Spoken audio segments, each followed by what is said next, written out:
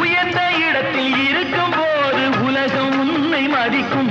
உன் நிலைமை கொஞ்சம் இறங்கி வந்தால் நிழலும் கூட விதிக்கும்.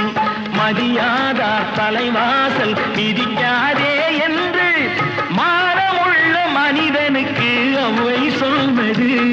அது அவ்வை சொன்னது, அதில் அர்த்தம் உள்ளது. பரமசிவன் கழுத்தில் இருந்து பாம்பு கேட்டது, கருடா சௌக்கியம்